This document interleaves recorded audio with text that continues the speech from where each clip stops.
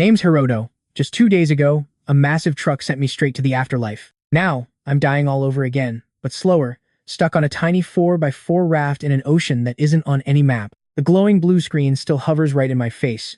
Hook things, hammer stuff, craft. Classic survival game mechanics. 10 times. I read that line 10 times. My tongue is completely parched, feeling like dry leather glued to the roof of my mouth. Bleeding lips, tasting like rust. Cracked in 3 spots. But then I squint. This crazy ocean is not actually empty. It is a massive floating graveyard of trash. Tons of old wooden planks are circling me in slow, lazy loops. A massive wooden barrel is floating 20 meters away, along with ropes, canvas, and a nasty, yellowed plastic buoy. And honestly, it is like the ocean is throwing me a direct challenge. I grab my rough hook, ignoring how much my blistered palms hurt from yesterday's pure panic. I aim for a big plank about 5 meters out. First throw totally short. The metal hook splashes, and I reel it back in, my chest pounding like crazy. Next, try. A much better angle. But the hook just scrapes the edge and bounces off, sending the plank drifting even further into the blue. A raspy curse slips out of my dry throat. Chill out, Hiroto. Think back to those arcade games from Tokyo. It is the exact same mechanics. Throw past it. Let it drop. Third throw. The rope flies over, sinks, and I yank. Gotcha. The metal teeth sink deep into the wood as I haul it back against my pathetic little raft. 1 plank secured. I take exactly 1 second to celebrate before targeting a big, heavy-looking barrel. By the way it sits in the water, this thing is loaded. It takes 3 desperate throws to catch its rusty iron ring. Reeling this heavy beast, it almost drags me face first into the ocean. Digging my heels in, I pull with everything I have until the barrel finally hits my raft. I tear it open. It is totally empty. Seriously. Just my luck. I almost lose my mind and scream, but then it clicks. It is not about what is inside. The raw materials are what matter. Time for the hammer. The wooden planks are pretty decayed. 1 solid strike shatters the first piece, and the rest of it just crumbles apart. I get 6 planks, 4 iron rings, and a bunch of rusty nails. Suddenly, the blue screen glitches, flashing a brand new notification. Crafting recipe unlocked: a solar desalinator. It needs a container, some thin fabric, a second bowl, and pure sunlight. I stare at the blueprint. A literal lifesaver. An old science class memory suddenly hits me. Back in Tokyo, my teacher was pointing at a water cycle diagram. The sun boils the salt water. Vapor rises, leaving the salt behind, and then it cools back down into fresh water droplets. He even showed us how desert survivors do this exact trick using plastic sheets. Same rules apply. I can build this. But I desperately need some thin cloth for the sun to heat up. I cast my line back out. It takes 3 attempts, but I snag a ripped, sun-bleached sail. 2 more throws, and I land that busted plastic crate. The plastic is pretty busted on one side, but the bottom is intact. I have all the ingredients. Time to build. My hands are shaking like crazy from thirst and adrenaline. I split a barrel piece right down the middle to carve out a crude bowl. I scoop up nasty, salty ocean water with my bare hands until the bowl is halfway full. Then, I lean 2 planks together to build a tiny tent frame over it. Stretching the dirty canvas tight over the frame, creating a slope. Right at the bottom edge, I wedge my busted crate. The blazing sun cooks the canvas, warming the gross water underneath. The steam rises, hits the fabric, and turns back into clean droplets. Gravity does the rest, sliding those pure drops down the canvas and dripping them slowly into the container. I inspect everything 3 times. Cloth is tight, the angle is perfect, and the box is lined up. Then, I stare at the sky. That sun is absolutely brutal. The same killer that has been roasting me for 2 days straight. It is working for me now, but it is still deadly. My shoulders are already bubbling with blisters and my neck is on fire. If I stay out here, I will pass out long before I get a single sip. I drag my pathetic body to the other side of the raft. Luckily, I saved a smaller scrap of canvas earlier. Too small for crafting, but perfect for me, propping it up between the mast and a plank to build a shady little hideout. I squeeze myself under it and collapse flat on the wood. The deck is roasting my back, but blocking that direct, blinding glare is a total blessing. I just lay there, watching my little machine do its magic. Hours blur together. I pass out and wake up. My throat is too dry to even swallow. Honestly, I think I am hallucinating my mom sitting right across from me. I almost yell out, before remembering she is back in a world I will never see again. Look at this. After like 5 grueling hours, I crawl out of my shade to check the crate. Oh, my God. Real, drinkable water. Crystal clear water. There is about 150 milliliters sitting at the bottom. It is easily the most beautiful thing I have ever laid eyes on. I lift the container so slowly, my hands shaking so much I almost lose it. I tip it back. That first sip is warm, but incredibly pure. No salt, no nasty aftertaste, just pure water. It is the best thing ever when you have forgotten what water tastes like. I chug it in 3 gulps. I want to sob, but my body has 0 water for tears. The system pings with an achievement, awarding me 5 survival points. What are those even for? Whatever, I do not care. I quickly pour more seawater into the bowl and reset the entire machine. The sun still has plenty of cooking time left. By sunset, I have another 200 milliliters pooled in the crate. I drink half and store the rest. Digging through my scrap pile, I find a tiny wooden cup from a broken bottle, pour my precious reserve inside, and tuck it deep into the shade. 350 milliliters of water for the day. It is not exactly a luxury, but it is enough to survive. As the sun sets, my mind is finally clear. My hands are steady now. The split lips are painful, but the bleeding has stopped. I run the numbers in my head. 6 planks left to craft with. 4 iron rings, 15 rusted nails. A trash desalinator giving me barely 350 milliliters daily. 0 food. Health? Critical. This sucks. 2 days ago, I was literally a dead body on some Tokyo street. Now I got a canvas roof, a hammer, and actual water. I will take it. Suddenly, something moves right under my raft. I freeze, my hand instantly gripping the hammer. It is a small, silver shape, maybe the length of my forearm. It zips through the planks and vanishes. A fish. Seriously. I want to laugh. It is a problem I can actually eat. You are not going to believe what comes next. A second shape gliding right behind it, way bigger, long, gray, and moving with 0 fear. The massive shadow slips right under my wood planks, fading into the deep blue. That beast was easily 2 meters long. I sit completely frozen, clutch my hammer, and do not move even after it disappears. Sleep. Forget about it. Every time I close my eyes, that massive gray monster is just gliding under my raft. So I just lie on my back, hammer resting on my chest, staring at the sky. Wrong stars, weird constellations I do not know. When morning finally breaks, I check my desalinator first. There are 200 milliliters waiting for me in the crate. I chug half, save the rest, and reset the seawater trap. That is when my stomach screams. It has been 3 straight days without food. Not just normal hunger. Feral. Animal desperation.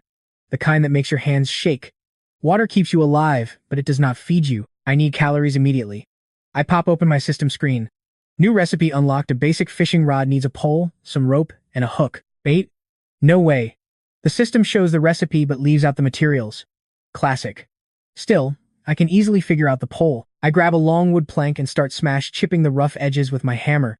It is ugly and totally crooked, but it is about 1.5 meters long. Rope is next. Luckily, I fished out some rotted hemp rope yesterday. Most of it is totally useless, disintegrating in my grip, but the core strands are decent. I sit down and carefully untangle the strong fibers from the junk. After 20 minutes, I get 2 meters of usable line. Thin, but tough. Now for the real problem. The hook. Grabbing an iron ring from the broken barrel, I find it is heavy and curved, but a full circle is useless. I have to bend this, sharpen the tip, and make a barb. No forge, no fire, just a hammer and a wooden raft. Think, Hiroto, think. Same drill as before. Use what is around me. I lay the iron ring on the raft corner, the absolute hardest spot of wood I can find. Pinning the metal down with my left hand, I raise my right and smash the hammer down as hard as I can. The ring screeches and the wood shudders. I hit it again and again and again. 30 hits in, and the iron finally begins to warp, barely a dent. But I keep pounding the exact same spot. Now my shoulder is absolutely screaming in pain. I blink away the sweat stinging my eyes. After an exhausting hour, I finally crack the ring open, forcing the closed loop into a rough C shape. Okay, now I can work with this. I hammer one end straight. No fire, just pure muscle and endless striking. I keep the other side curved, carefully beating it into a sharp hook. To grind a sharp tip, I scrape the metal against a salvaged nail, treating it like a whetstone. It takes absolutely forever. My fingers are cramping like crazy and the metal screeches. But finally, I got a usable hook. It is ugly and completely lopsided. The point is pretty dull, but the shape works. It is enough to catch a fish. I tie the line using some random knot I barely remember from a fishing trip when I was 12. The other end goes on my pole. Now, I just need bait. I sit right on the edge of the planks, watching small silver shapes dart around underneath me. Same fish as yesterday. They are totally drawn to the shadow of my raft, looking for some cool shade from this blistering sun. At least a dozen are swarming, but they will not bite a bare hook.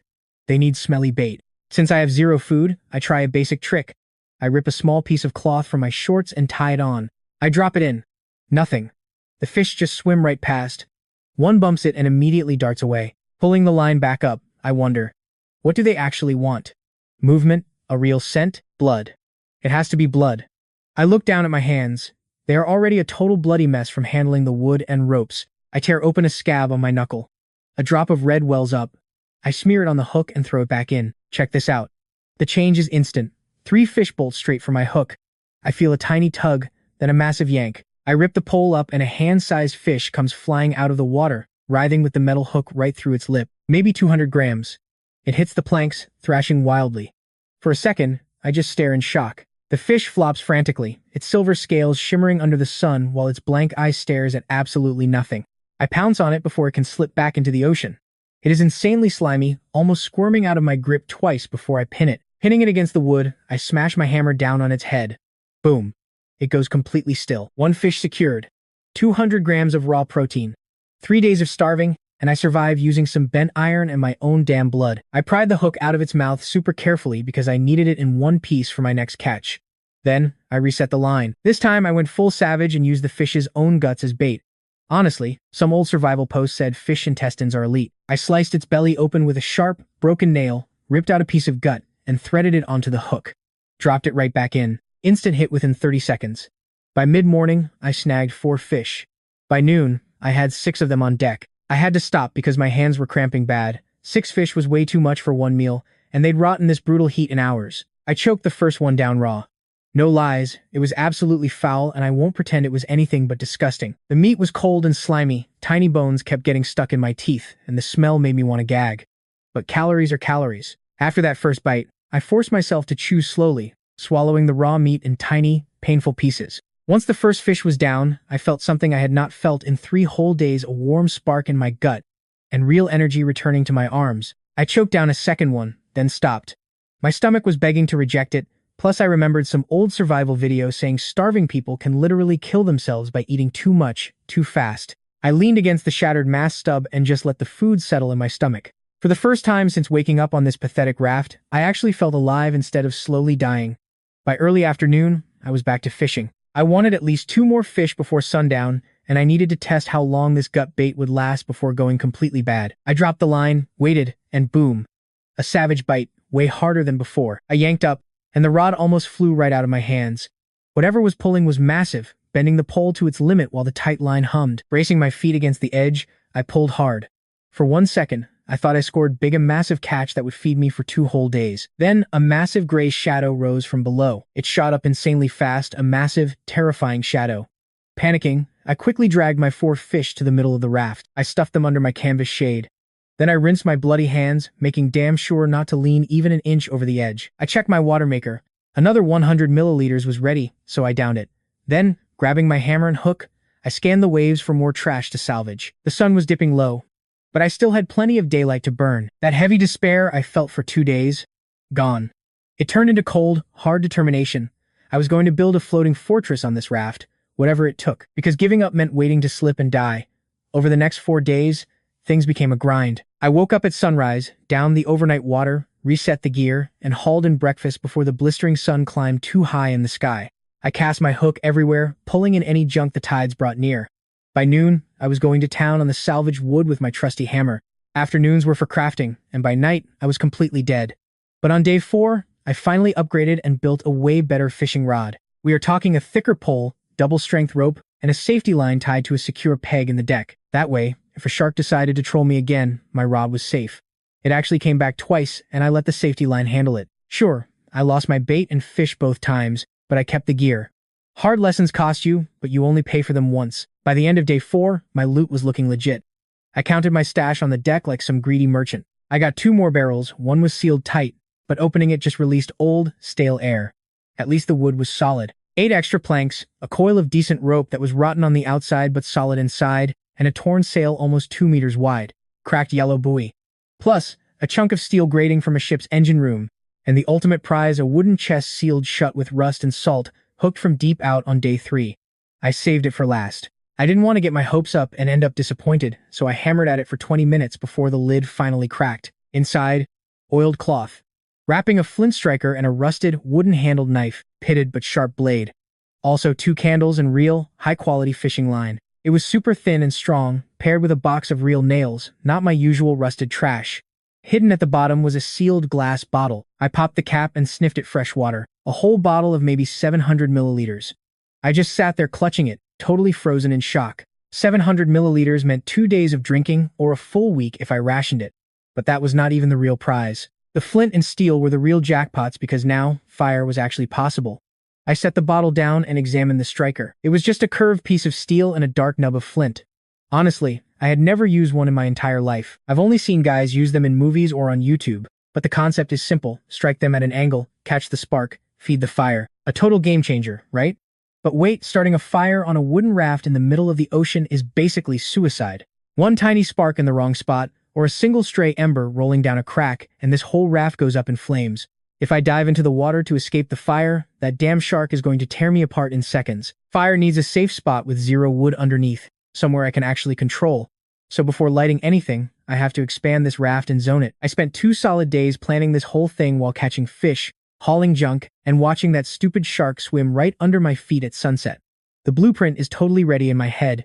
Time to start. Next morning, the grind begins. First up, making this place bigger.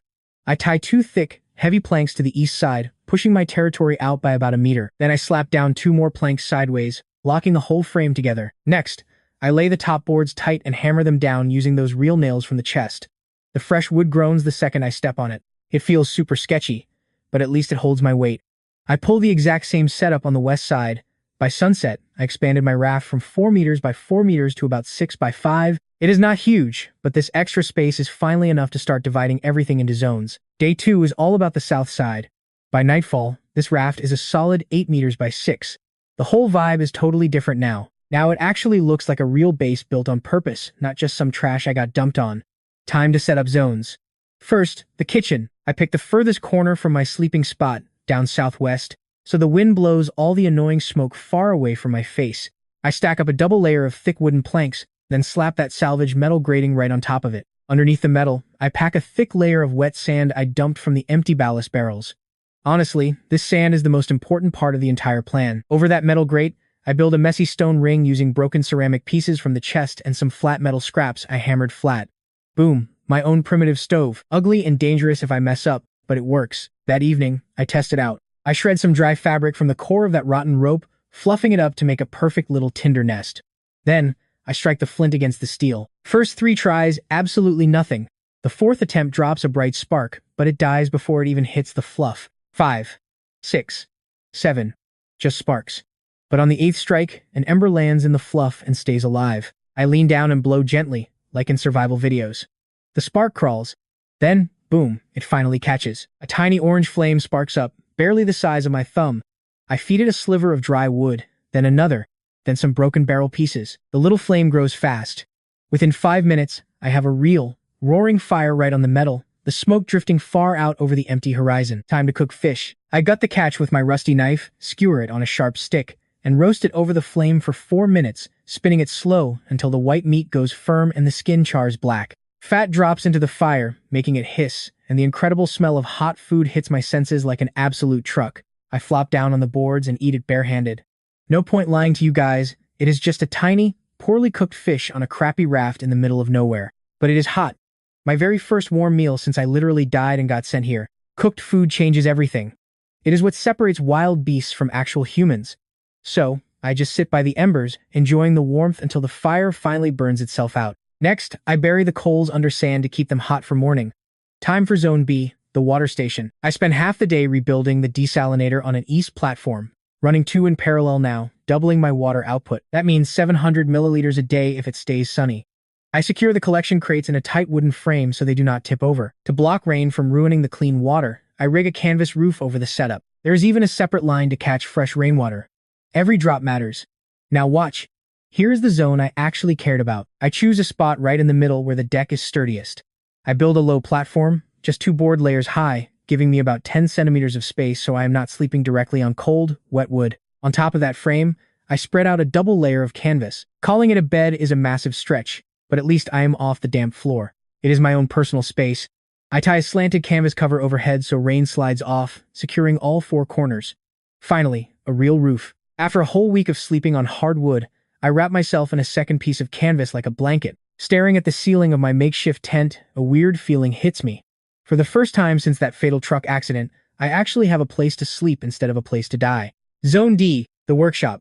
The last corner becomes my personal workspace, where I drag all my junk and finally organize it for the first time. Planks are stacked by size, iron scraps piled up, nails stored in a cup, ropes coiled cleanly, and fabrics folded nicely. My hammer hangs off the mast stub. As for my knife, that stays on me 24/7, tucked tight into my waistband. After 3 full days of sweating, this raft is a whole different beast. It actually has designated zones, a kitchen, a clean water station, a bedroom, and a workshop. I have hot coals to rebuild my fire every single morning.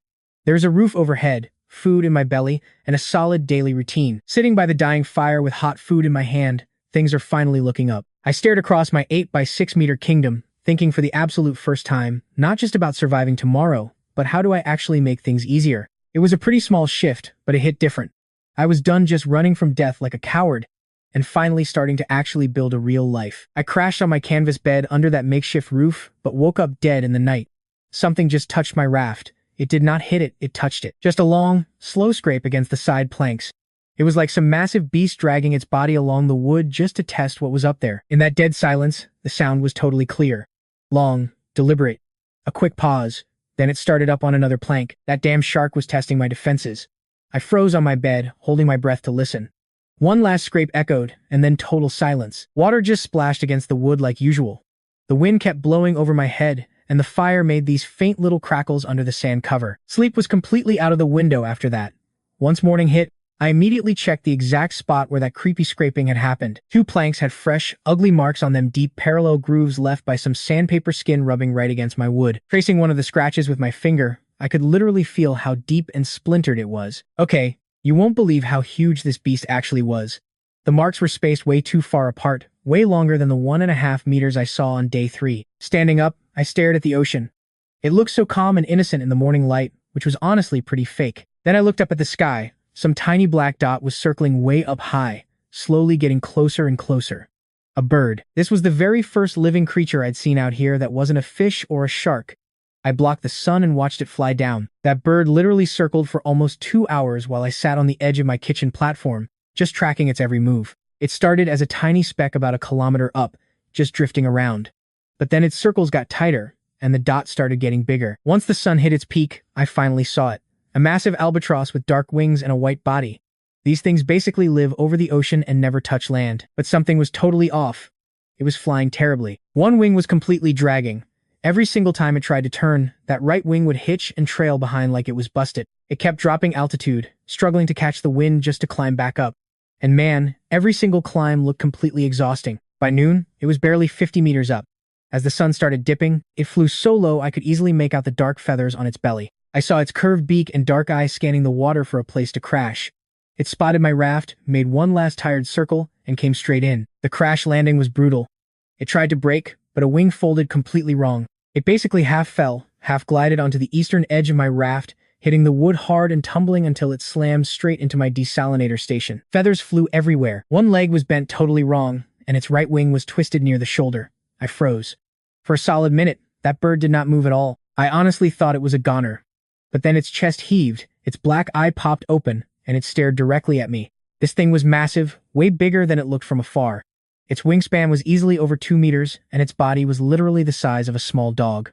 On land, this beast would weigh about 4 or 5 kilos, which meant maybe 3 kilos of pure meat under all those feathers. I know what you're thinking, and yeah, my brain immediately went straight there. 3 kilos of pure protein. After eating tiny fish for a week, this bird would be an absolute feast. I could smoke half, eat the rest tonight, and completely skip fishing for 2 whole days. With my rusty knife right at my waist, I could easily end this in 3 steps. It was badly injured and could not fly or even fight back. The whole thing would take 10 seconds max. But I just stood there. I was not trying to be a hero, it was pure survival math. Sitting on my platform with my hands up, I started running the calculations, just like I had been doing with everything else on this raft. Option 1, kill it for 3 kilos of meat and save 2 days of fishing, then it is gone. Option 2, actually try to keep it alive. Cost? Maybe 1 or 2 fish a day while it heals. Risk? It dies anyway, and I get absolutely nothing, or it recovers, flies away, and leaves me empty-handed. But the reward? A flyer that can scan the ocean from above, scouting out valuable floating loot that I would never be able to see from down here. An ally that can spot resources kilometers away that I would never find alone. Option 1 was totally guaranteed. The second option was a massive gamble, but it paid off in something far better than fish. I desperately needed eyes. Slowly, I lowered my hand. Standing up, I moved carefully, not wanting to freak the poor thing out. Its eye tracked me as it tried to crawl back with its one good leg, getting nowhere. Its beak snapped open, letting out this raspy, tired sound. It was not a cry, just a straight-up warning saying to stay the hell away, so I backed off. Instead, I grabbed one of the fresh little fish I had caught earlier this morning from my workshop corner. I had actually planned to eat this for lunch. Using my knife, I sliced it in half slowly so the bird could track my exact movements. Crouching down, I slid one half across the wood, stopping about a meter away. It stared at the food, then at me, then right back at the fish. I quietly backed up to the kitchen platform and sat right back down, making sure not to look at it directly. Staring at a wild animal is basically a threat, and I knew that. Over 30 minutes passed, and it still had not touched the food while the sun set. Time for a different strategy. I took the other half, popped it in my mouth, and chewed it up until it was basically just a soft pulp. Nasty. But I'd seen mother birds feed their chicks like this on TV. Maybe it would recognize this. I spat the mush into my palm and crawled slowly on my hands and knees until I was right next to the bird. I dropped the mush in front of it and backed off. The bird stretched its neck, sniffed the food, and gave it one super hesitant peck. Then it went and flew. It gulped the whole thing down in 3 weird bites, then stared back up at me with those cold eyes, basically demanding more. I mashed up another batch and got closer. The bird literally ate it from like half a meter away. By sunset, it ate a whole mashed fish straight from my hand. I named the guy that evening while watching it from across the warm deck. I wanted something easy, a short name I could yell out in a pinch. The Japanese word for albatross means stupid bird, since they're so easy to catch on land. But that felt too long and honestly pretty rude, so I just stared at its busted wing and grumpy face and spit out the first name that popped up, Kame. The bird turned its head. Yeah, I know, I said. Kame means turtle, you're not a turtle. But I don't care. The bird hissed, which was either agreement or a straight-up curse. I chose agreement. Over the next 4 days, I learned that Kame was not grateful at all. Bro, you'd think rescuing an animal's life would make them show you some respect, right? I deadass expected Kame to soften up. But nope, zero softening.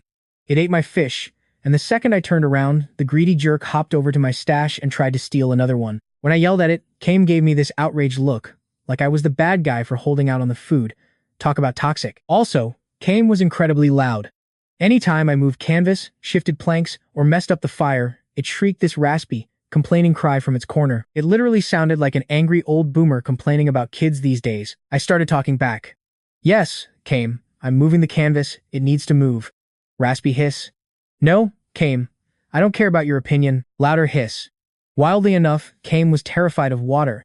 Pretty weird for a seabird, but it refused to go anywhere near the edges of my raft. Whenever I fished or threw the hook near the edge, Kame would back up to the very center, watching me with pure, nervous suspicion. I bet it almost drowned before. Whatever broke its wing probably tossed it into the ocean, and it barely survived the trauma. Either way, Kame hated the sea. It slept near the fire. The first night, it tried sleeping on the water filter and shivered the whole time. On night 2, after I crashed, I heard its claws tapping on the wood. Hop, hop, hop, then a soft shuffle as it huddled near the stove, where the coals stayed warm under the sand. It slept there every single night, tucking its head under its good wing, absorbing the heat. By day 4, that broken wing was healing. It was crooked, but at least it worked. Kame started testing it out. Short hops, basic stretching, then a few hard flaps that lifted it off the deck for a quick second. By day 5, it was gliding a few meters. By day 6, it made a real flight, a shaky launch from the stove platform, low over the water, landing hard on the west edge. Then it glared at me like I personally set it up to fail. You did fine, I said. Try again. It did. By day 7, Kame was flying like a pro. Its wings still hitched, and the turns were lopsided, but it could climb, glide, and circle in the air. The guy was officially back up. And that was the morning I got my investment back. Kame took off at sunrise, spiraled up to 100 meters, and drifted west. It was gone for almost an hour, leaving me totally empty-handed. Bro, imagine being left totally alone out here. I seriously started to wonder if it ditched me forever, choosing freedom over my hand-fed fish pulp and warm sand. But then I saw it flying back, heading straight for me. It was flying super fast in a straight line, and when it reached the raft, it did not even land. It circled, screeching urgently, then flew west about 30 meters before banking back. It was clearly telling me to move. I scrambled up to the sleeping platform, the highest spot on the raft, to look west. About half a kilometer away, there was this massive dark shape in the water, a huge pile of floating debris. A total jackpot, basically the size of a small car floating on the surface. I never would have spotted it from the deck. The horizon completely blocked it. But up here, I could just barely make out the silhouette. Kame flew up, saw what I couldn't, and literally came back to give me the cheat codes. The partnership was paying off. I spent the next 2 hours crafting a paddle, since I'd never built one for this heavy, directionless raft before. But now we had a target, half a kilometer west, before the current swept the loot away. I strapped a plank to a long pole, made a janky oar, and paddled hard while Calm circled above, basically screaming instructions at me the whole time. It took almost 3 hours to reach the loot. By then, my arms were dead, and my hands were bleeding through fresh blisters. But the payload was real. We are talking half-broken planks, a long wooden mast, 2 extra barrels, a messy tangle of rope, a massive fishing net, and right in the middle, floating on the water, a huge sealed wooden barrel. I hooked the massive prize and dragged it toward the raft with every bit of strength I had left. It slams right into my raft. I freeze, panting like crazy as I clutch the rope and stare at my prize. Honestly, I have zero clue what is locked inside. Lifting it, I can tell it is packed tight with something heavy and solid, definitely not liquid. Could be trash, rotting meat, rocks, or maybe my ticket to survival. Overhead came circles once before landing on the kitchen deck with a dry, happy rasp. "All right," I muttered to the barrel, "let us see what you are hiding." I grabbed my hammer. This thing is way heavier than any junk I have hauled onto this raft so far. I spent almost 20 minutes clawing at the lid. Salt basically welded this thing shut, and the swollen wood is not budging. I smash it, pry at it, and curse up a storm. Haim just watches me with this judgy look, like a grumpy old man watching some dumb kid fail a basic task. Then, snap. The lid cracks. I peek inside. Packets? Seriously, there are dozens of them. Tiny paper pouches wrapped in waxed cloth, stacked in neat layers, crammed tight all the way to the top of the barrel. The whole top layer is completely trashed, totally waterlogged. The paper turned to mush, and the insides are just black slime. But fortunately, the next layer down held up. That wax cloth really did its job because the packets underneath are bone dry. Shaking like crazy, I pick one up. The paper feels super brittle, but it is intact. I rip open a corner, and tiny dark seeds pour onto my hand. You guys probably guessed it before my own brain even processed what my eyes were looking at. Tomato seeds. The exact kind my grandmother used to plant on her balcony in Yokohama every single spring 30 years ago. Honestly, it feels like an entirely different lifetime. I start digging through the rest of the stash.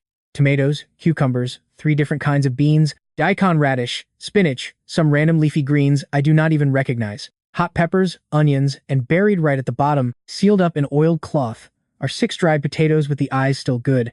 The exact kind you save all winter just to replant in the spring. I collapse onto the deck with the open barrel, totally frozen. I cannot even move.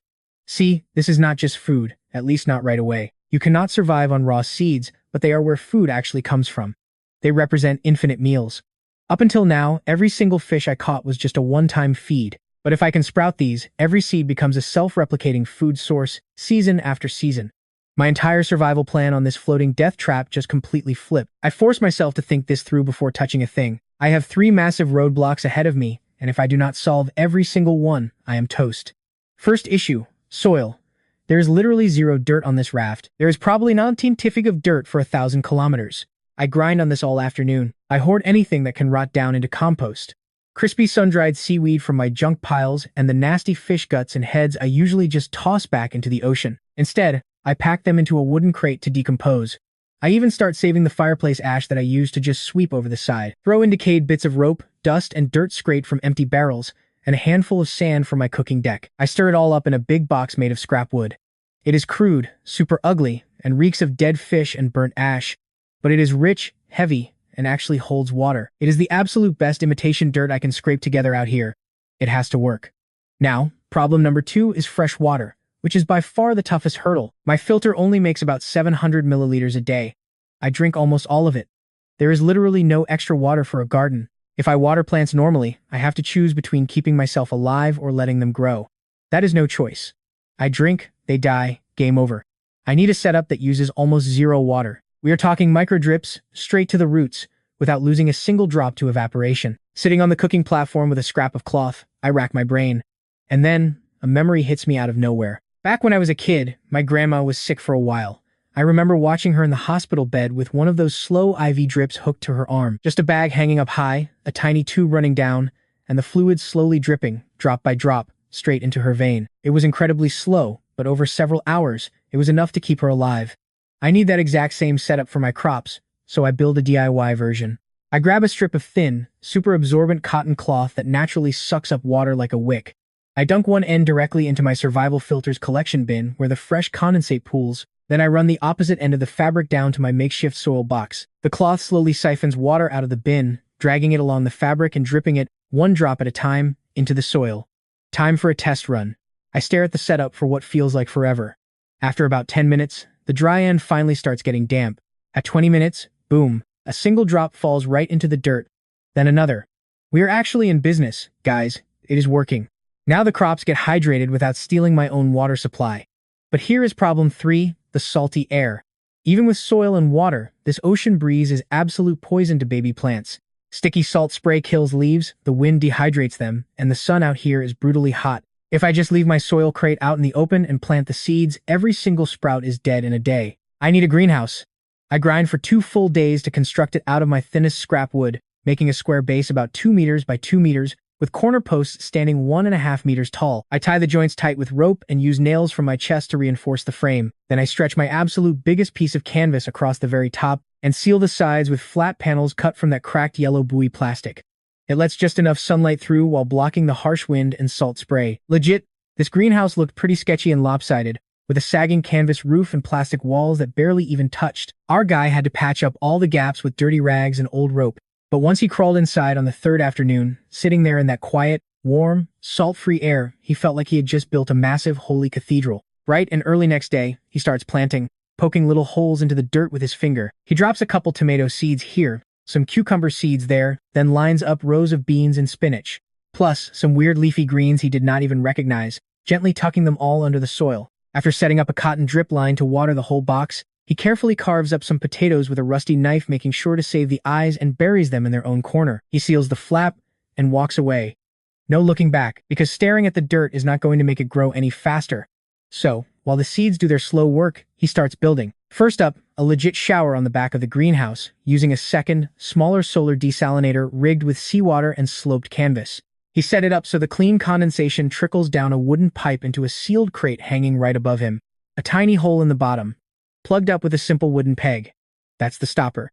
For his first test run, he stands underneath in just his shorts and pulls that wooden peg, letting fresh water rain down on him. Sure, it is just a slow trickle, but it is real, clean, sun-warm water washing over his shoulders and back for the first time in over 2 weeks. He just closes his eyes, soaking in every single drop until it is bone dry.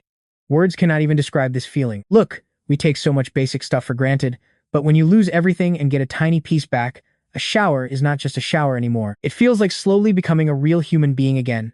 He dries off in the warm sun, feeling like a brand new man for the rest of the day. Next, the bed. Total game changer. He spends a whole day building a proper heavy wooden frame, 4 thick posts, solid planks on top, and heavily reinforced joints. Then, he sews 2 canvas sheets together with fishing line to make a mattress sack. He stuffs the whole thing with sun-baked seaweed he had been gathering for days. Surprisingly, the seaweed is pretty springy. It is not like a luxury mattress, sure, but it is way better than sleeping on a hard wooden plank. It has actual warmth. He even crafts a matching pillow, stuffing folded cloth into a smaller canvas bag. That night, laying on a real bed inside a proper shelter he built himself, our guy actually sheds a few tears into his homemade pillow. Not sadness, just pure, unexplainable relief. Next up, kitchen upgrade time. He builds a tiny wooden table near the fire pit and cuts a barrel in half to make a stool. No more crouching on the floor like a wild animal, he is actually eating at a table now. His pet bird Kame hops right onto the table, staring him down with her classic grumpy face until he shares a bite. He always does. Just an old survivor and his grumpy bird, eating together on a raft in the middle of nowhere.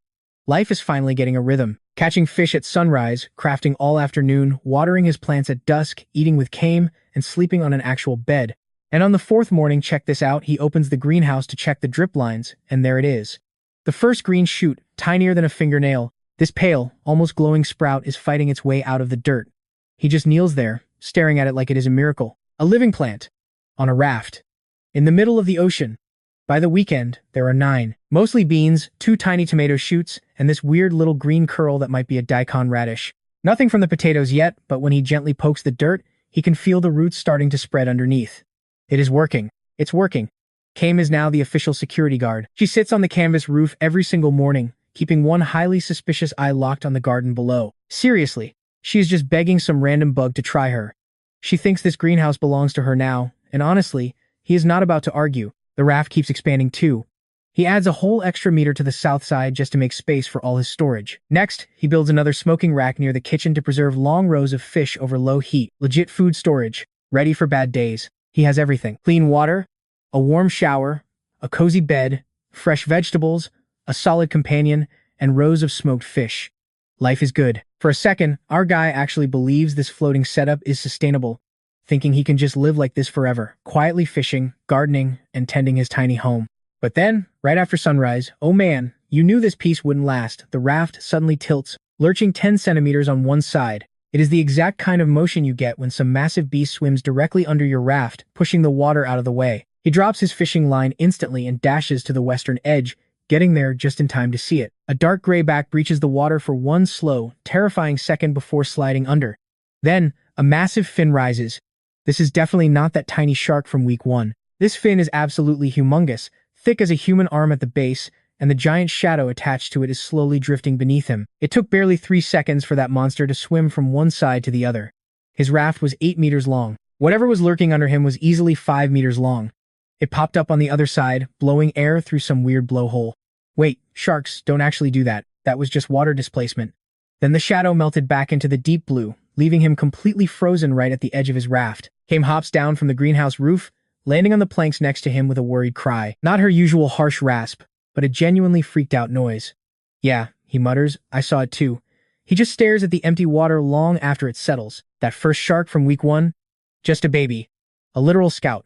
This monster is the real deal, the exact nightmare his raft has been trying to hide from. Those massive scratches left on his hull during the night definitely weren't from that tiny baby shark.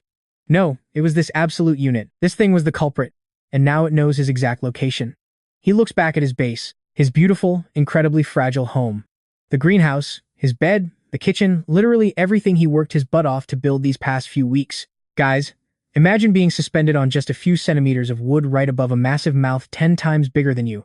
One bad bite from that beast and the entire western side of his home is history. The greenhouse would slide straight into the ocean, the garden would instantly drown, and every single seed he painstakingly grew would be lost forever. Sleep? Yeah, that is not happening tonight or the next night either. First thing in the morning, he starts crafting some defensive wooden spikes. But deep down in his gut, where he has learned to trust those bad feelings, he knows there is zero chance he finishes this in time. For 3 whole days, he lives under the shadow of that giant fin, grinding from sunrise to sunset on those stakes. The plan is pretty simple. Take his heaviest planks, sharpen them into deadly spikes using a rusty knife, and tie them underneath the raft pointing straight down. If anything tries to sneak up from below, it is going to get a face full of sharp wood. But man, this is slow going. Every single stake takes almost an hour to carve. With a dull knife and rock-hard wood, his hands are already completely raw from weeks of constant building. He has to sit right on the edge, awkwardly leaning way out over the water just to tie them down. And every single time he leans over, his neck prickles with this pure, primal dread that something is going to burst out of the dark water and rip his entire arm off. After 3 days, he manages to mount 16 stakes around the base. 6 on the west, 4 south, and 3 on the other sides. It is not a perfect defense, leaving the corners totally exposed. Most of the bottom is still wide open, but hey, it is something. Except it is definitely not enough. He realizes this on the 3rd night when Kame refuses to come grab some food. She just perches on the greenhouse roof, keeping her eyes glued to the dark western horizon. No eating, no sassy rasping noises, nothing but silent watching. Suddenly, she lets out a strange, low cry he has never heard before. It is half moan, half whistle, the kind of sound an animal makes when danger is close. Yeah, he is not sleeping in his bed tonight. Instead, he camps out on the kitchen floor near the warm coals, holding a hammer in one hand, his rusty knife in the other, and a gutting blade close by. He tells himself he is just being safe, that the fire makes him sleep better. But honestly, he is lying to himself big time. Sometime after midnight, he drifts off. Then a massive crash completely shakes him awake. This is not a gentle bump. It is a violent, wood-shattering crunch that vibrates right through his bones before he even hears it. The entire raft violently jerks sideways. He tumbles right off the platform, slamming his shoulder hard onto the deck. Above him, Kame is screaming in a way he has never heard before. This is no normal rasp, it is a high-pitched, totally panicked shriek echoing over and over through the pitch-black night. Scrambling to his hands and knees, he tries to make sense of the chaos. The east side of the raft is tilted up, while the west side is sinking fast. Ice-cold water is already pouring over the planks where his greenhouse used to be, and he can hear the horrifying sound of wood snapping underneath. Another hit! The raft violently shakes, tilting even more. He loses his footing, sliding across the slick deck before slamming hard into the kitchen structure. Forcing his eyes open, he looks toward the western edge. Under the pale moonlight, his beautiful greenhouse is literally tearing apart. The entire western corner of the raft, the one he spent endless hours building, with his greenhouse, garden, and 3 weeks of precious crops, is ripping completely away. Those defensive stakes he made are snapped and dangling uselessly. The heavy ropes holding the deck together are popping off one by one. You can literally feel his heartbreak here. The canvas roof caves in, sending all his precious soil and crops straight into the ocean. 3 weeks of progress, completely gone. Every single sprout, bean, and tomato, even the potatoes he planted with his bare hands, just vanishes into the black water in a heartbeat. He probably screams something, but he can't even remember. He scrambles toward the breaking edge on his hands and knees because the deck is way too steep. Panic mode kicks in. He just wants to save something. A handful of soil, anything. That was his big mistake. Just as he reaches the edge, a third hit slams the raft, way worse than the first two. The entire raft heaves up and twists, throwing the slick, shattered deck right out from under his grip. There's no saving it. He is sliding. He shoots across the wood toward the open sea like it is a sheet of ice. Desperately clawing for a hold, his fingers snag a splintered plank but slip right off. His elbow slams into a broken spike, sending blinding pain up his arm. With his grip gone, he plunges straight into the water. I went under immediately. The cold bit into me like a freezing hand squeezing my chest, way worse than I expected after weeks of roasting. My mouth instantly filled with salt. My eyes burned like hell. My ears went under, muffling the world into this slow, impossibly massive void. I kicked wildly and broke the surface. Gasping. The raft was right there, right freaking there. Less than a meter away, its broken edge bobbed in the moonlight. I desperately reached out, but then, a massive shadow suddenly shifted right beneath me. You know that absolute dread when you realize you are not alone? Something massive was shifting the water against my legs. I should not have looked down. Through the pitch-black water, I saw it rising toward me, dead slow. The way a predator moves when its prey has absolutely nowhere left to run, a long, pale shape gliding up from the deep abyss. Mouth wide open, I could see rows of jagged white teeth gleaming in the moonlight, angled inward in 2 staggered lines. I tried to swim, tried to claw my way up, away, sideways, toward the raft, toward absolutely anything at all. My arms dragged through the water like syrup. Zero progress. That shadow kept rising. I only had time for one thought: is this seriously how I die again? Then, a crazy impact slammed from the side, but it did not hit me. Something fast, gray, and heavy rocketed in from my left, straight up slamming into the side of that rising shark mouth. The shark's head jerked sideways, its jaws snapping shut on empty air. Its massive body got knocked completely off course, drifting away into the dark water with this stunned, sluggish confusion. Wait, check this out. Our savior is a literal dolphin, and not some cute little guy either. This beast was easily 2.5 meters long with a gnarly curved scar down its side. It wheeled around, charging the shark again, head down at full speed, straight up ramming it in the gills. The shark twisted to bite back, but the dolphin was way too fast. It darted up, looped around in a crazy tight curve, and slammed the shark a third time, right in the head. The shark finally gave up. It turned its long body, slid back down into the dark abyss, and vanished. I was still floating there, totally frozen. Honestly, I think I was in shock. Then, the dolphin swam straight toward me. I want to act tough and say I was not scared, but that is a lie. I just saw a 5-meter shark try to eat me, and now this massive predator is heading right for my face. Every single survival instinct in my body was screaming at me to swim away as fast as my limbs could carry me, but I could not move. The dolphin slowed down, gently sliding under me.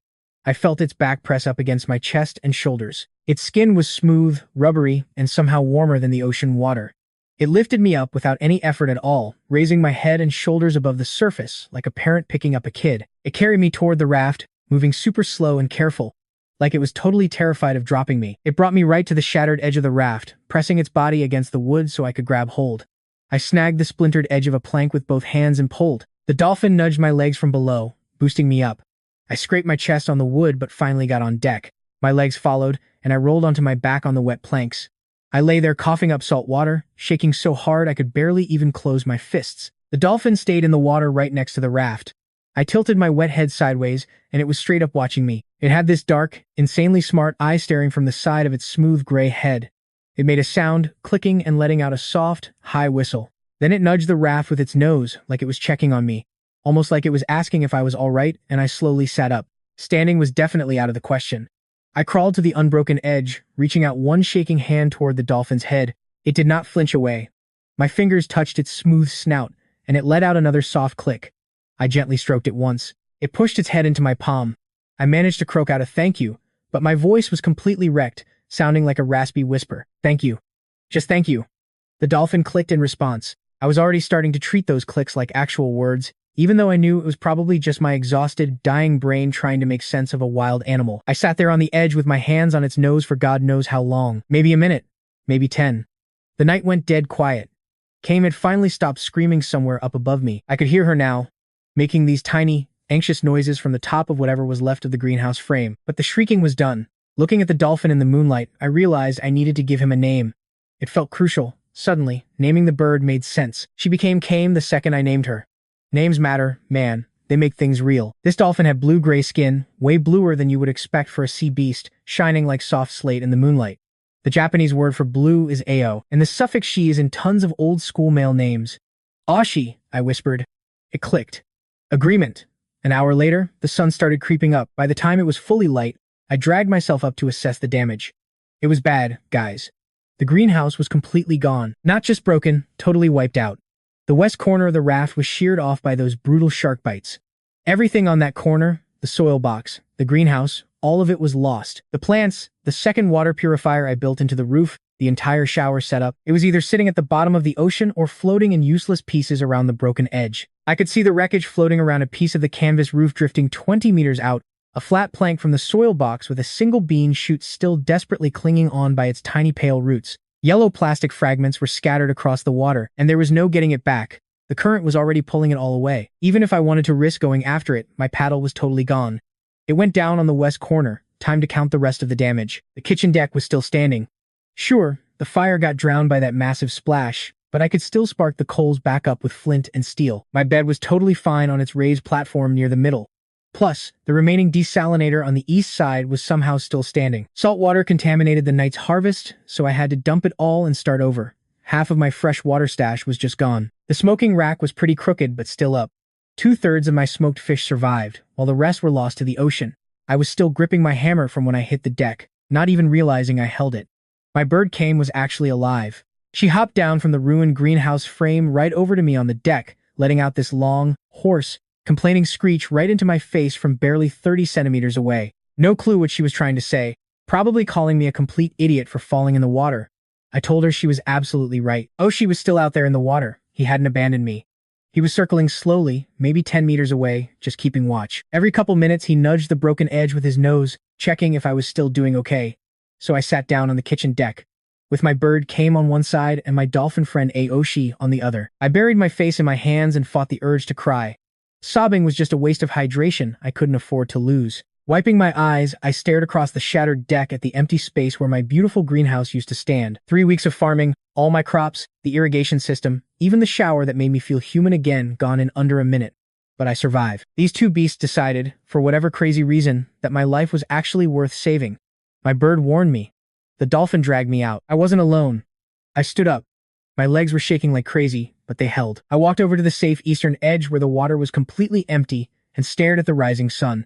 Only one thing was certain. Next time that damn shark shows up, and we both know it will, my raft is either becoming a fortress or absolute splinters. There is no in-between. I grabbed the hammer. For the next 3 days, I barely slept. I mean that almost literally. I crashed exactly twice, once for an hour on the second day, and maybe 2 hours on the third night when my hands literally stopped working. Otherwise, I just grinded. I worked insanely hard, knowing my next slip-up would easily be my absolute last. That first morning, I made a mental checklist and held onto it like a lifeline. First, rebuild the broken corner to make this raft whole again. Second, set up a real perimeter defense with 0 blind spots. Third, craft a weapon that can actually take down a giant monster. Fourth, rebuild the greenhouse on another side with whatever seeds are left. Fifth, fix the desalinator for fresh water. Sixth, do not stop until it is done. I tackled the broken corner first since everything depended on it. I hooked and dragged in every piece of floating junk nearby. Luckily, most of it was close. That shark strike had actually knocked loose a bunch of wood, and the ocean current pretty much pushed it right back toward me. By that first morning, I hauled in 11 brand new planks, 3 torn pieces of sail, a huge chunk of mast, and 2 iron rings from a rotting barrel. I tied and nailed the new planks over the wrecked edge, making a pretty rough patch. Then I doubled the layer with planks running the other way. I learned my lesson. A single layer of boards is easy to build, but it breaks instantly. 2 cross layers are going to take that beast way longer to bite through. By the end of day 1, the western side was fully patched up. It looked ugly as a bruise, with mismatched, weathered wood everywhere, but it was solid. Day 2 was defense time. Honestly, this next part was what I had been cooking up while doing those repairs. The stakes I built before the attack were a complete joke. Just a few spikes here and there, huge gaps, and all of them barely lashed to the bottom where I could reach without falling in. What I needed was a complete ring of spikes around the entire raft. 0 gaps. I started sharpening planks, turning 8 of those new boards into heavy stakes by noon. Sharp on one side, flat on the other. I slapped them onto the bare corners first, where sharks love to look for a weak spot. Then I went back and doubled up the spikes on the west and south sides, right where I'd seen all the action. By the end of the second day, 31 stakes lined the perimeter, spaced barely half a meter apart from each other. They all pointed out and down into the sea. Next, I made the net shield. This was actually thanks to Aoshi. While I grinded, he circled nearby, coming up every couple of minutes to click in my direction. Then he would dive back down into the deep. But twice that day, he came back pushing some random junk with his nose. The first find was a long, balled-up fishing net covered in seaweed, which had been drifting somewhere far out of my sight. The second piece was shorter, way cleaner, and had most of the mesh still completely intact. I knelt down at the edge and hauled the net up with my hook while Aishi swam nearby and watched me. I told him, "Thank you," out loud, actually meaning it, and Ashi gave a quick click before diving back down. I spent the rest of the afternoon untangling that mesh. I had to slice out the rotten holes with my rusty knife, but most of it was pretty good. By evening, I had a single piece about 6 meters long and 2 meters deep. I rigged it right under the raft. I tied the top edge to the stakes, wrapping it completely around the side where the shark had attacked. So, I let the mesh hang straight down into the ocean like some kind of underwater curtain, weighting the bottom with heavy iron rings and random scrap metal. This shield dropped about 1.5 meters deep, trailing back in the current. The entire plan here was pretty simple. Any underwater monster trying to ambush me would crash into the mesh first. But let's be real, it wouldn't stop a 5-meter beast. Absolutely, nothing I crafted could block a direct charge from a 5-meter giant, but this mesh would easily slow down and tangle the attacker. It completely ruins their ultimate weapon, that lightning-fast ambush from the deep. By day 3, I dragged this protective screen all the way to the southern side. When day 4 rolled around, the entire raft was locked down, except for one tiny spot at the eastern stern where I kept a gap open for fishing. I also buffed the hull on day 3, right between net upgrades. The concept was exactly the same as my perimeter defense. Instead of running single planks, I slapped a second layer of wood on the outside, nailing them tight against the first batch. This double-layer upgrade made the walls almost twice as thick. A savage bite that would usually smash single planks would now only dent the outer layer. I reinforced the entire ship this way. And honestly, you would not even recognize this floating ride anymore. It was a total tank. It sat quite a few centimeters lower in the ocean, but felt incredibly solid. On morning 4, I started crafting my ultimate weapon. I had this masterpiece planned since day 1. The fishing rod catches dinner, the hammer crafts, and the knife handles basic cuts. None of those tools could stop a human attacker, let alone some monstrous giant whale. I desperately needed serious reach and a lethal piercing tip. I grabbed my longest, straightest pole, a chunk of mast about 2.5 meters long, hardened from years of floating in the salt. Sharpening one end, I lashed an iron stake to it, extending my weapon's reach by another 20 centimeters of solid metal.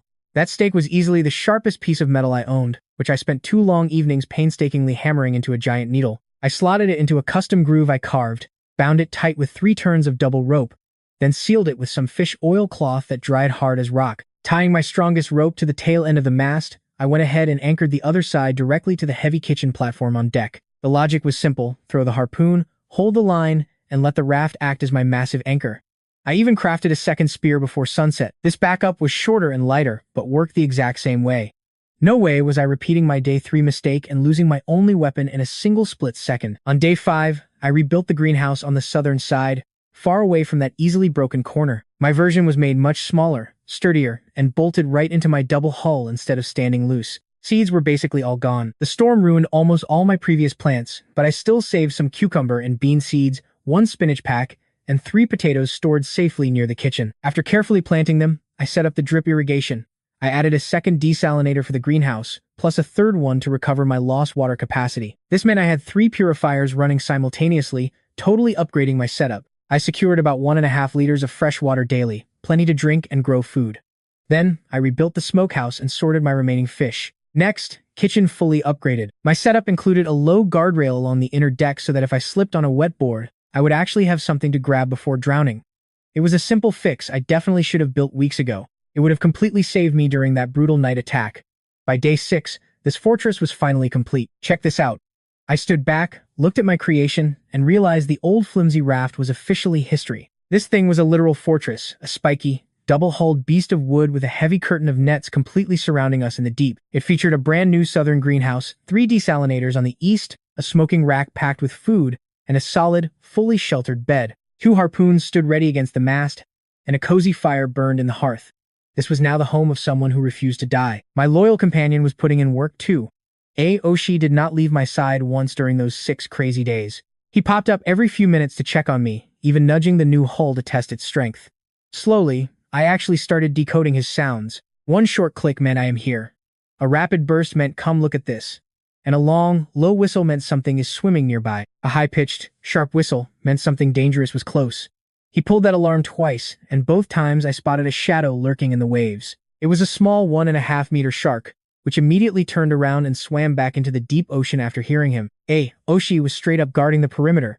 His massive presence alone was enough to terrify those baby sharks. Dolphins are elite apex predators, and trust me, no young shark wants to pick a fight with a muscular, full-grown bottlenose over some floating wreckage. He even started gifting me massive fish, a few each day.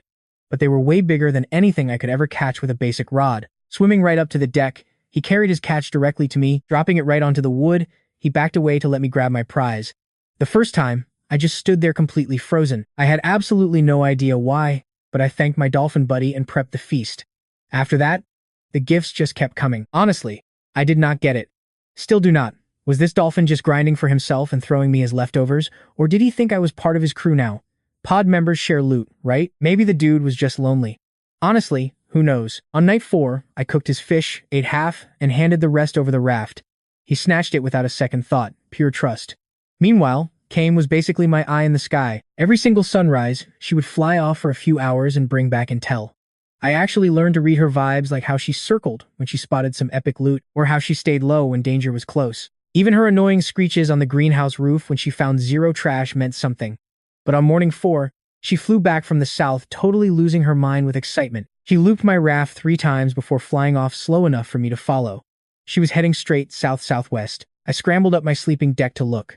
About half a kilometer out, a massive patch of floating junk was drifting on the water. Time to test the new paddle I built on day 3, way stronger than my old trash one. I slowly steered the raft toward the loot while Kame circled above like a little radar. It took literally all day. This raft was heavy as hell now, moving like a soaked log, and I had to take breaks because my arms were burning every 20 minutes. Aoshi swam right next to me, sometimes using his snout to push the raft and help out. I could totally feel the speed boost when he pushed. Talk about an elite teammate. We hit the debris field by late afternoon, and I immediately started hauling everything in. Wooden planks, a massive metal grate, 2 barrels, and a thick coil of rope that was way better than my current gear. Plus a long sheet of canvas in crazy good shape, random pieces of wood, plastic trash, and then, right at the end of my farming session, Aoshi popped up with something balanced on his snout. It was not food, and definitely not some random building material. Watch this. It was this tiny thing he had balanced on his face, gently nudging it up against the wooden boards before letting it slide. I scrambled to grab the thing before it sank. It was a palm-sized metal plate, slightly curved, like it had broken off from something way bigger. The metal had this weird grayish color, feeling way smoother than steel and super light when I lifted it. Absolutely 0 rust on it. It had been sitting in salt water for who knows how long, but looked brand new. Then I flipped the piece over. I angled the metal to catch the fading sunlight and stared at it. There were actual engravings on it, weird lines and curves in a perfect pattern. Not accidental scratches or wear, but legit symbols. Writing. I just stared at it. It was not Japanese or English. No kanji, no alphabet letters, nothing I could recognize. Not Chinese, not Korean, either. In my whole 28 years of being a literate human on Earth, I had never seen symbols like this on any sign or book. But it was real writing. The marks were grouped in clusters with tiny spaces in between, just like sentences. It had actual structure, rhythm, and clear meaning, if you actually knew how to read it. I sat on the kitchen platform holding the metal plate, staring at this completely unknown language as the sun finally sank over the horizon. Aoshi clicked softly in the dark water next to my raft. Kame watched me from the greenhouse roof, head tilted as if she was waiting for me to finally get it. And slowly, I did. Someone made this. A person with real hands who knew how to refine raw material, shape it, and engrave writing onto its smooth surface. They either lost it, threw it away, or died clutching it. And this massive ocean carried it for years until a literal dolphin brought it right to my doorstep. I was not the first one here. I had been so obsessed with grinding for food and shelter that I forgot the most obvious question. It is not about how I survive. Who else is out here? I thought this world was just empty. Just me, my raft, and monsters. But get this, the world is definitely not empty. There are other survivors out there making things, writing, and living. And if they're out there past the horizon, then that means there is an actual destination I can reach with my raft, my new paddle, my animal crew, my weapons, and my supplies. I squeezed the strange metal piece tight in my fist. For the first time since waking up on a tiny wooden block with zero hope, I finally had a real goal. An actual direction. I just did not know which way to go. I stayed awake all night long after the fire died, staring at those engraved symbols under the moonlight. Aoshi surfaced once, making a low sound. It was not a warning, just letting me know he was there. Kame slept with her head tucked under her wing. Somewhere in the pitch black, something was coming for me. I did not just guess it, I felt it as a hard fact. The small sharks were gone. The young shark from week 1 had vanished, and Aoshi was way too calm. That was the wrong kind of quiet. It was the eerie silence right before a massive storm hits. Something big was clearing its path. I tucked the metal plate into my cloth pouch and tied it tight to my waistband so I would not lose it. Then, I double-checked my harpoons and the ropes. Ready for war. I checked the perimeter spikes one last time, creeping slowly around the raft edge under the cold moonlight, running my hands down every single spike to make sure nothing was loose. Solid. Everything was tight. This raft was as ready as it would ever be. I crashed on my bed under the canvas tarp, closed my eyes, and just waited for whatever hell was coming next. Then I woke up to dead silence. That was the first bad sign. See, mornings out here usually have a rhythm. Waves hitting the wood, came rustling on the greenhouse roof, fish splashing nearby, and the soft clicks of my boy Aoshi surfacing to breathe. There is always noise. The ocean is never actually quiet, but today, nothing. I opened my eyes under the canvas and strained my ears. Just pure, creepy silence. No fish jumping, no birds, not a single sound from the water. The wind hummed through the watermaker's sails like usual, but underneath that breeze, there was absolutely nothing. I sat up, heart pounding. Aoshi was floating at the eastern edge of the raft, totally frozen. He was not swimming or circling at all. He was just hovering in place with tiny, tense flicks of his tail, staring straight toward the western horizon. His whole body was dead still, in a way I had never seen before. Over on the kitchen platform, Kame was perched at the highest point with her wings half spread, looking like she wanted to fly away but froze at the last second. Her head was turned the exact same way as Aoshi's. She was staring at the exact same spot in the distance.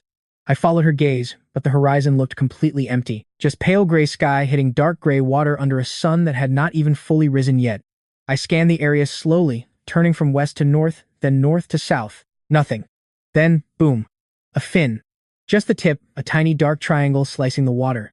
It was so far out I only spotted it because I was actively searching. It was creeping closer, real slow.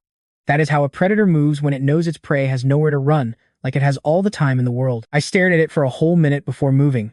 I had to be absolutely sure. I needed to know its size before picking the wrong weapon for this fight. The fin kept creeping closer.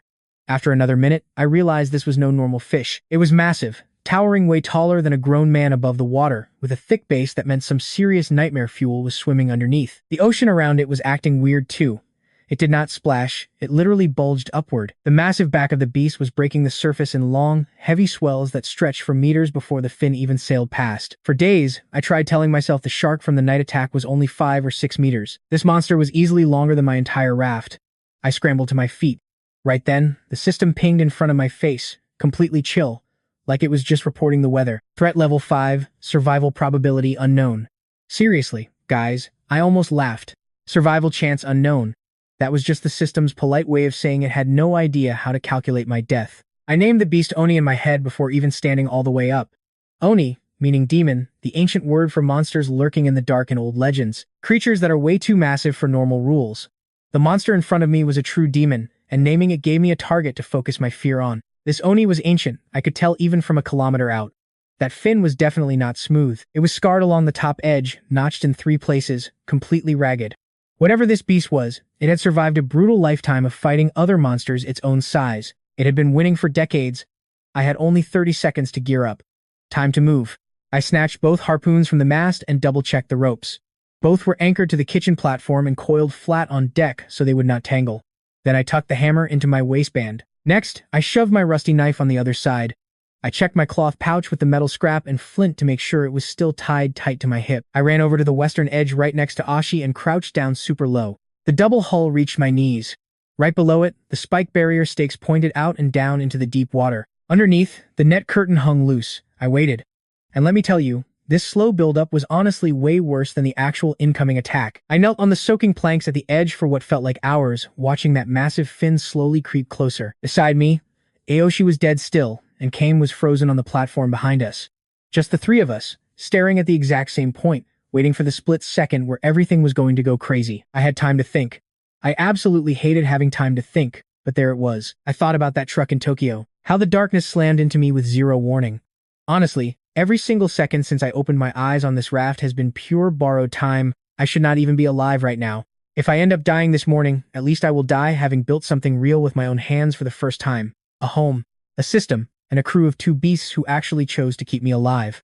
That is way more than I ever had in 28 years as a boring salaryman in Shinjuku. I told myself I was not going to die. Then a voice said, yes, you might. But I just snapped back, no way in hell. The fin hit the inner waters, maybe 200 meters out. Aoshi let out one sharp warning click and dove deep. Oni's first move was a circle. It cruised around the raft about 50 meters out, its gigantic shadow gliding right under the surface. I could clearly see its outline now. The head was wider than any shark in any documentary, and its massive side eye was the size of my fist. Dark, wet, and ancient. A massive white scar ran down its entire body, stretching from the gills all the way to the base of its tail. Those scars were from older battles Oni actually survived. Both of its flanks are completely covered in what I now realize are freaking trophy marks. Fighting. Winning. It circled twice, basically sizing me up. It kept analyzing my raft. Then it stopped circling, locked eyes, and charged straight at me from the west. Moving way too fast for something that damn massive, the ocean water bulges into a huge wave as it accelerates. I feel it. The vibrations shake the planks under my knees before the impact. Planting my feet, I grip the first harpoon with everything I have and wait. It slams right into my perimeter stakes, 3 of them taking the full force. Wood instantly cracks. The entire raft jerks backward from the insane impact, sliding maybe 2 meters across the water. I lose my balance but catch myself on the deck. Above me, Kame screams, but the stakes barely hold. 2 of them snap right off. But the middle stake drives straight into Oni's side, right behind the gills, and I actually saw it happen. The wood vanishes into that massive gray flank as dark fluid explodes into the water. Oni twists away, but that stake is stuck deep. It lets out a weird sound, not a roar, but a heavy, rumbling thump that literally vibrates through the raft. Just pure pain radiating from a monster so unbelievably massive you can feel it physically. It pulls back 20 meters, circling. That stake is still buried in its side, leaving a dark trail in the water. Then it dives. This was my absolute worst nightmare from the moment I saw how huge this thing was. From below. Seriously, this is it. I scramble to the center of the raft to brace. I grab the harpoon with both hands, totally ready. Ashi is down there somewhere too. He dived the second Oni charged, and I haven't seen him since. I just have to trust my partner. No other choice. Then, a massive hit slams the southern edge from below, lifting and twisting the entire raft. The south side flies almost a meter high before slamming back down. I go flying, and my harpoon slides completely out of my hands across the deck. My smoking rack completely falls apart. Above me, Kame screams again and launches into the sky, beating her wings frantically. I scramble to my knees and look over the edge. No way, Oni actually tangled himself in the net. The rope mesh wraps around its head and front fin. Now Oni is violently thrashing, but that drag is slowing it down. It will not stop the beast, but it is totally messing with its focus and making its movements clumsy. Dark fluid from that wound is completely clouding the water. This monster is so long I can see its pale belly twisting from above. Suddenly, Aoshi rushes in from the side, going full speed, head down. Bam! He hits Oni right where the stake is buried, driving it even deeper. The stake goes all the way in, making Oni groan in pain again as the water turns completely black. I quickly grab my harpoon off the deck. I have exactly 1 shot at this. The harpoon line is tied to the kitchen deck, giving me maybe 10 meters of slack. Oni is about 8 meters out, half caught in the net and tilted sideways from Aoshi's hit. Its giant, fist-sized eye is facing straight up, but it is in too much pain to see anything. I throw it. No choice. Honestly, I have never thrown a spear in my entire life. Zero technique. All I know is that this is my absolute last shot at survival. Putting every single bit of strength into the throw, I watch the harpoon sail across the water and slam right into Oni's head, just behind its eye. That iron point sinks deep inside. It does not bounce or slide. The angle is perfect, the bone is thin, and the harpoon bites deep.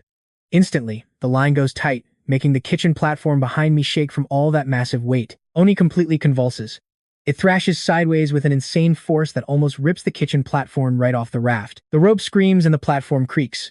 I grab the line with both hands to help the anchor, but it instantly burns through my palms, leaving painful red scars behind. Let go. I quickly grab my second harpoon instead. Suddenly, Kame dives from the sky like a falling rock. She strikes Oni's remaining good eye. She was literally waiting for this moment. She had been circling above us the whole time, flapping her one ruined wing faster than I had ever seen it move. She was watching, saw Oni turn his head upward, and drop from the air like a deadly missile. Blind. Just like that, Kame stabs its remaining eye with her sharp beak. Trust me, I was watching this live and I still cannot believe what I actually saw. That giant eye stood absolutely no chance against her razor-sharp beak. A weird cloud bursts around Oni's head, not dark blood, but something much paler.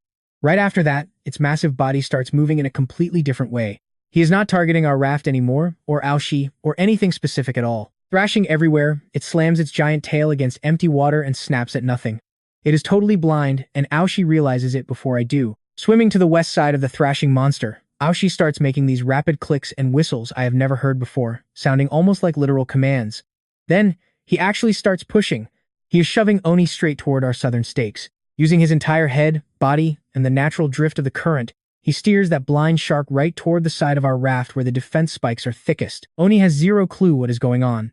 The pain is completely overwhelming it as it thrashes around, so it just follows the only solid force it can feel, which is Aoshi pushing from the side. Realizing the plan, I scramble to grab my second harpoon and sprint across the deck to the southern edge. Oni slams hard against the southern defense, taking 6 spikes straight to the side. Some snap like twigs, but 3 of them actually hold. The beast twists against the reinforced hull, tipping my raft so bad a massive wave crashes over, soaking me right up to my chest. I hang over the edge, gripping my second spear with both hands. Below me, that massive gray skull is thrashing in the foam. I zero in on where its brain should be, just pure guesswork. Relying on some random shark anatomy chart I saw online years ago, I drive the harpoon down with every single bit of my remaining strength. The sharp tip sinks right behind its head exactly where the spine should be. Oni freezes. Not instantly, though. A massive, violent shudder ripples down its entire body, running from where my spear is buried all the way to the tip of its tail. Its thrashing slows down. The massive jaws keep snapping, but weaker now. Its body slumps against the spikes, and finally, it completely stops. Total silence hits the ocean. My chest is heaving so loud I can actually hear Aoshi making soft clicking sounds in the water nearby. I hear Kame flapping her wings, landing back on the kitchen deck with a clumsy little thump. Just the peaceful sound of water lapping against the wood. Normal, regular waves. The kind of sound you only get when nothing is trying to kill you. I collapse onto the wet deck and just sit there forever. By the time I finally look up, the sun has climbed way higher in the sky. Maybe an hour went by, maybe 2. Honestly, I totally lost track of time during that insane fight. Oni's massive dead body is still pinned tight to the southern side of the raft, held there by my own spear ropes, the remaining spikes, and that net still tangled around its head and front fins. Crazy part is, it's literally longer than my raft. Walking the edge, I see its tail sticking out past the corner by almost 2 meters. A monster, bigger than my actual home, totally dead. Killed by a human, a bird, and a dolphin team-up. Sitting on the kitchen deck with my hands in my lap, I start shaking like crazy. Not because of the cold, but from pure shock. I just let myself shiver for a while. Honestly, I earned this moment. Aoshi swims up to the edge and gives a soft click. I reach out, resting my hand on his head. Neither of us says a word. He doesn't need me to say anything anyway. He hangs out by the raft for a while, breathing slowly through his blowhole. I can see his side rising and falling against the hull in the early morning light. Kame hops over, making this soft, quiet noise I've never heard before. Not her usual annoying screech, but something way more gentle. She nudges my leg, letting me pet her good wing. The 3 of us just sit there together in absolute silence for a long time. Finally, I stand up to deal with the corpse. This thing is the absolute motherlode of resources, and there's no way I'm letting any of it go to waste. I start carving it up that afternoon, peeling back strips of skin with my rusty knife. This shark skin is insanely tough and thick, covered in rough, abrasive scales that feel exactly like sandpaper under my hand. I slice a huge 2-meter strip off its side and lay it flat on the deck to dry. This is perfect for making a brand new sail. Super strong, salt-resistant, and basically impossible to tear. Just look at this jackpot, the system pings, unlocking recipes for reinforced sails and tow clothing.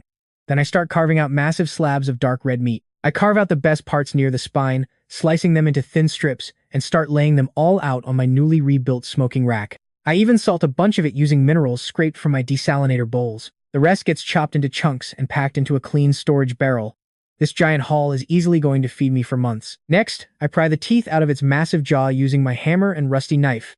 Every single tooth is easily as long as my thumb. They are incredibly sharp. I line them up on the table, counting 43 teeth before the system unlocks the sharp points recipe. I'll handle the bones later.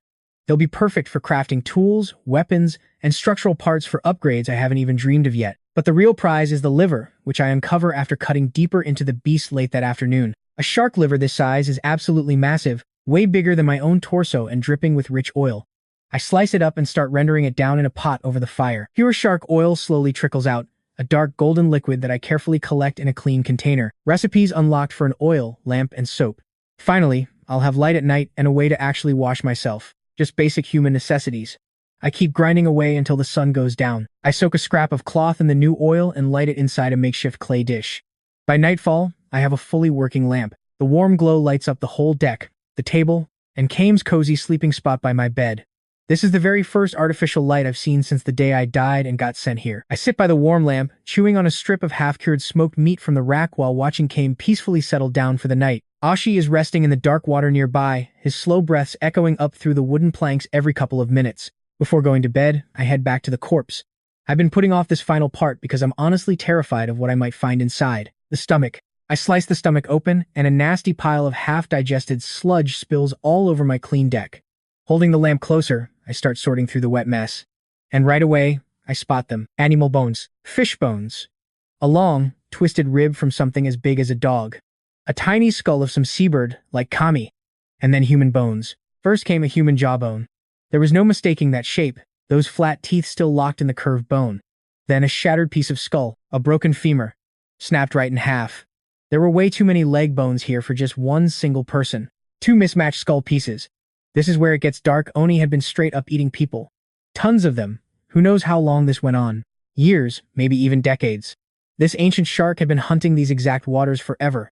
Whenever it found survivors on makeshift rafts like mine, it just devoured them. Remember that bottled note from the dead guy Aoshi found weeks ago? It warned me to beware the big shadows coming on the third week. That warning came from one of those poor souls. He was a survivor out here before me. He actually tried to warn me, but he got the timing wrong for me, since I am way past my third week and Oni only just showed up. Or maybe he was right, and I am just luckier. I kept digging. Sifting through the bones, I hit something else. Something definitely man-made.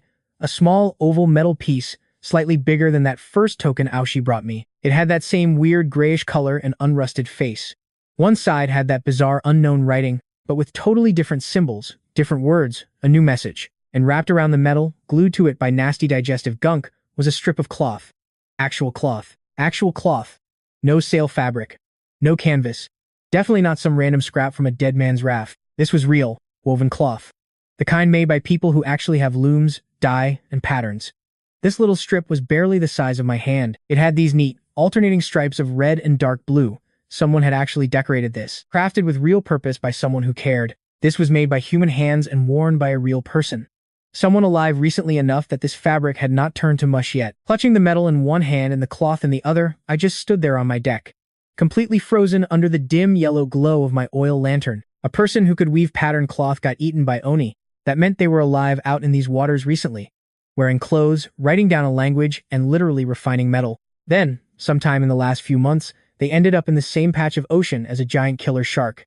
And the shark won. I squeezed both objects in my hand. There are real people out here.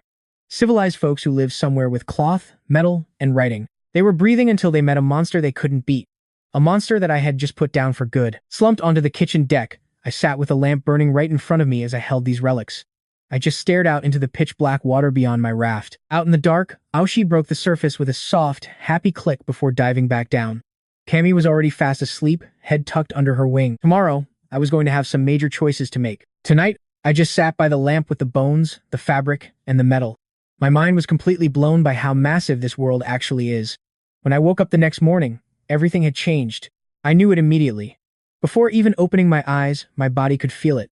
I was not tensed up at all, just lying there. That nonstop hum of pure dread running in the background for weeks was completely gone. You know that feeling when a loud, constant noise finally stops and the silence hits you? That was this. I sat up slowly. Man, my whole body was screaming in pain. My palms were just too raw, bloody lines from yesterday's brutal rope burns. My right shoulder was throbbing from launching that harpoon, and I had some random cut on my forehead. Honestly, I didn't care about any of it. Oni's massive corpse was still tied up to the south side of the raft. Under the morning sun, it actually looked way smaller than yesterday. It didn't shrink, obviously. But yesterday, it was a terrifying god of the deep coming to kill me. Now, it was just meat, bones, crafting supplies, and a wild story. The dead always look smaller than the living.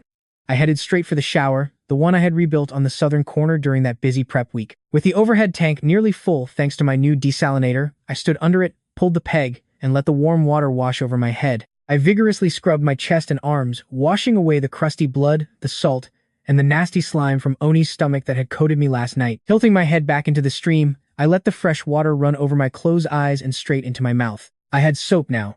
Real soap. I made my first batch that morning before anything else. While the shower water was heating up, I mixed a bit of Oni's liver oil with some wood ash from the fire inside a bowl. It was something I vaguely remembered from a survival documentary I watched years ago. I kneaded the gray sludge until it formed a thick, gooey paste that didn't hold its shape but lathered up perfectly. Pretty crude. Smelled like fish. But it was real soap. This was the kind of soap that cuts through grime instead of just rinsing it off.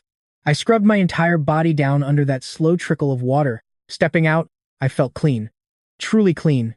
Cleaner than I had been since the truck. Sure, my skin was still pretty raw, my hair was an absolute disaster, and I was way skinnier than before.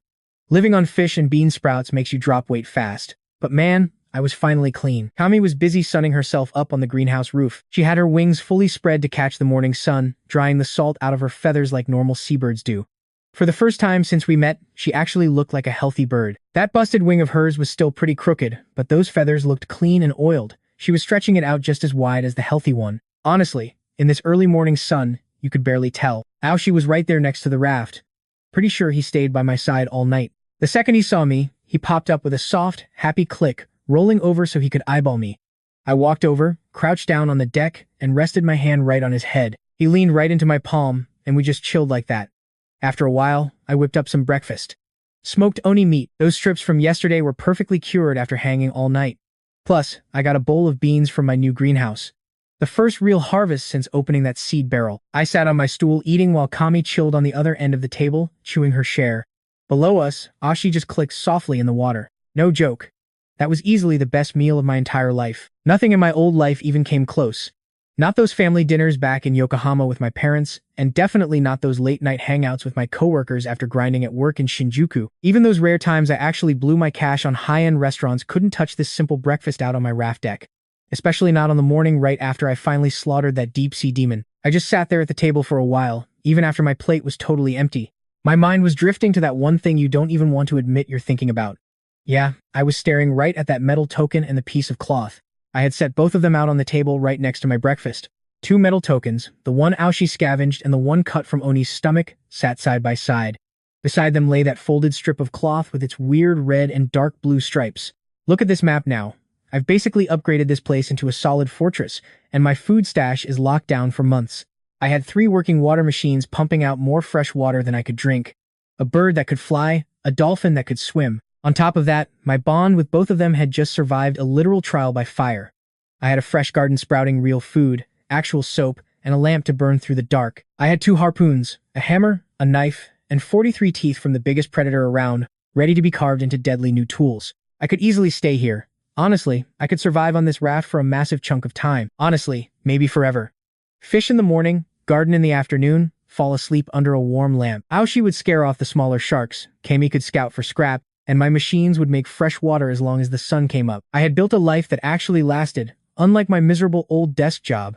I finally built something that worked. I could stay. But no way. I knew that the second I pulled that metal token out of Oni's stomach last night.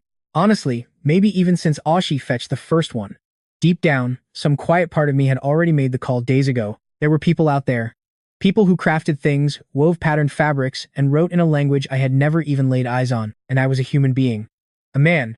Not some mindless beast whose only goal was just barely staying alive. You can't just stare at proof of civilization and not go look for it. I picked up that strip of cloth, holding it to the light. The red and blue stripes had this pattern that was totally new to me. Not Japanese, not Chinese, not anything. But it was so carefully made. A real person picked those colors and set up a loom to weave it, deliberately choosing stripes over some boring, plain design. That effort was the most human thing I had touched since coming here. Way more human than seeing my own face reflected in the water machines. I had to find them, even if they were hostile, even if they spoke some crazy language I couldn't learn, or were totally different from me. I had to go see. I stood up from my seat, and Kami was just staring right at me. I think she knew. Beasts have this way of understanding things without needing words. She tilted her head, letting out a soft, questioning rasp. I told her we were leaving and got straight to work. I spent the morning finishing up all the final prep before we could move. I cured that strip of oni hide from yesterday, and it was pretty much dry. It was way tougher than canvas, rough on one side and smooth on the other. I sliced it right into the shape of a proper sail. I rigged it up. The mast was still just a broken stub, but I lashed a long pole to it, basically doubling the height. The second I let it loose, the wind slammed into the sail. The raft jerked forward half a meter before I grabbed the rope. This upgraded Oni hide sail was easily 3 times stronger than that cheap canvas sail I had thrown together before. Next, I built a legit rudder on the back. Up until now, I was just using a paddle, which was fine for short trips but useless for a real voyage. I lashed a flat plank to a pole and locked it into a wooden bracket, meaning I could steer easily right from the mast. It was rough, but it worked.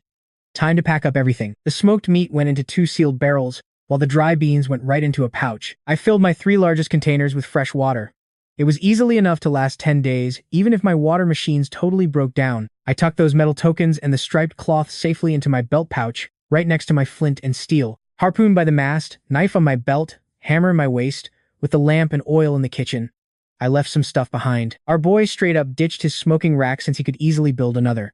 He also left his massive water filter behind. It was tied down too tight and tearing it apart would just break it. He even dumped some of the heavy building scrap he'd been hoarding, like those iron rings and massive metal parts, because this ride needed to be light for the journey.